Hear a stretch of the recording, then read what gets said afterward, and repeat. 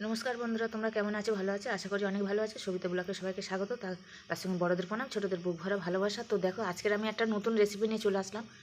ছোলা কচু যে আমি ডাঁটা খাওয়াই দেখেছি, এটা কিন্তু কচু নিচেরটা দেখো কি বড় হয়েছে। দেখো, এই দেখো কি বড় বড় দেখেছো? এই যে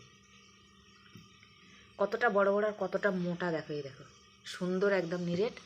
আর আমি কেটে নিয়েছি, এই দেখো কেটে নিয়েছি, এই দেখো এরকম করে সরু সরু করে এই ছাড়িয়ে নিয়েছি। আর এরকম করে সরু সরু করে, তোমরা এরকম সরুও কাটতে পারো আর মোটাও কাটতে পারো। আমি এরকম করে কেটে নেবো। তো চলো আমি এটা কেটে নেবো। আর ফুলকপি কেটে আমি কি করছি আমার সঙ্গে থাকো, সাথে থাকো, অনেক ভালো লাগবে। তো দেখো কচুটা আমি এরকম মোটা মোটা করে কেটে নিয়েছি। দেখো কত সুন্দর করে কেটে নিয়েছি। এরা মোটা মোটা করলেই না ভাজাটা ভালো হয়। তো দেখো এই জল গরম করেছি, আমি এতে একটুখানি ভাপিয়ে নেব, একটু সিদ্ধ করে নেব। আর এখানে দেখো 1 টেবিল চামচ সর্ষে আর 3টে কাঁচা লঙ্কা আর একটু হলুদ আর একটু লবণ দিয়ে আমি এটা বেটে নিয়ে আসবো, তাহলে আর তেতো হবে না। তো দেখো সিদ্ধ হয়ে গেছে, এবার আমি ছেঁকে নেব। দেখো সুন্দর সিদ্ধ হয়েছে, দেখো এই যে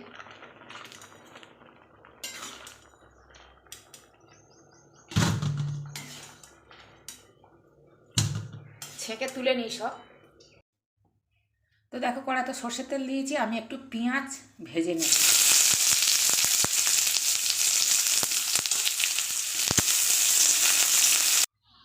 তো দেখো পেঁয়াজটা আমি এরকম ভেজে নিয়েছি, ভেজে তুলে নিয়েছি, দেখো এরকম ভাজা হবে। আর আমি আবার সর্ষের তেল দিয়েছি, এবার শুকনো লঙ্কা ফোড়ন দেবো কটা, তারপর কালো জিরে দিয়ে দেবো।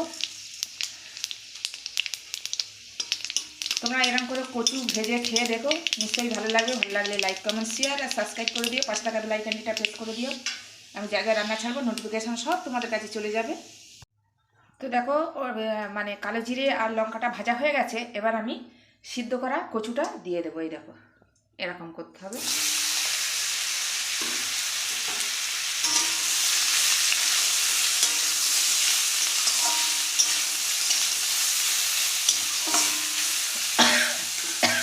গ্যাস কিন্তু আস্তে রাখতে হবে।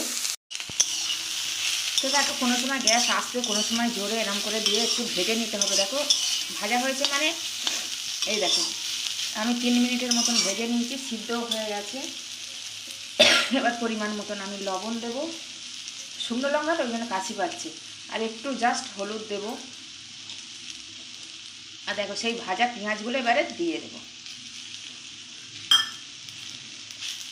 আমি আবার ভেজে নেব, নুন হলুদ আর পেঁয়াজ দিয়ে একটু নাড়াচাড়া করে নেব।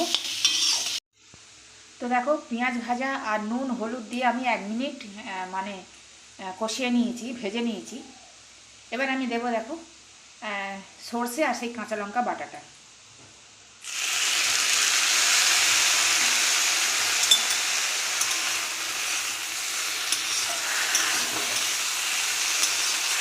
গ্যাস কিন্তু আস্তে থাকবে। আর একটু আমি মিষ্টি দিয়ে দেবো। দেখো